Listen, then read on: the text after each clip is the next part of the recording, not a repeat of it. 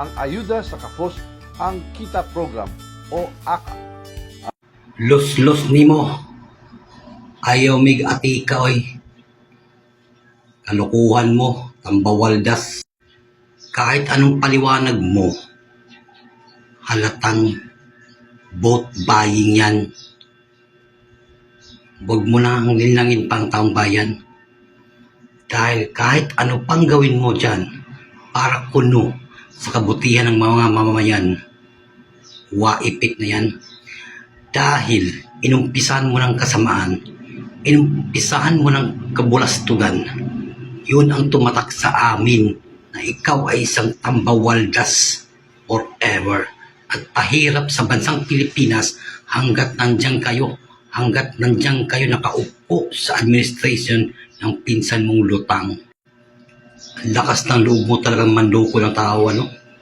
Sarili mong lugar, sarili mong bayan, hindi mo mapaayos-ayos. Ayusin mo kaya muna ang sarili mong bayan sa Tacloban. Pagandahin mo muna bago ka magmudmud ng ayuda. Para naman, ipagmalaki ka ng mga waray nun. Yung pag-atake nyo kay VP Sara at sa kanyang ama,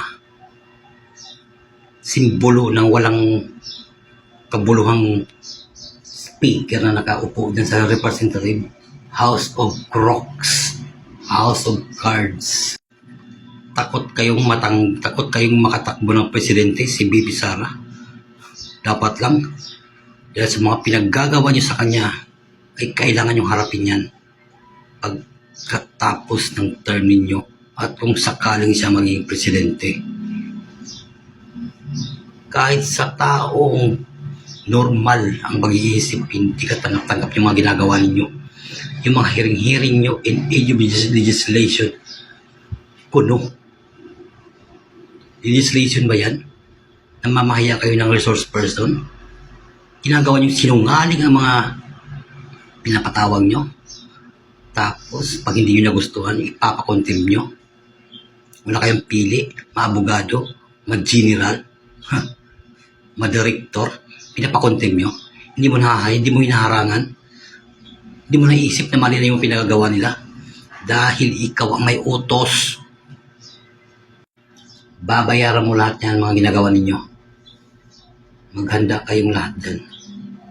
Mula sa Malacanang hanggang sa House of Representative, House of Crocs. Mga magnanakaw. Kala mo, bulag kami? Yung mga lifestyle ng mga congressman mo, hindi ka tanggap-tanggap.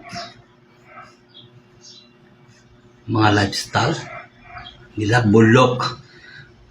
Milyon-milyon na mga gamit, mga sasakyan. Kala mo sa amin, tanga?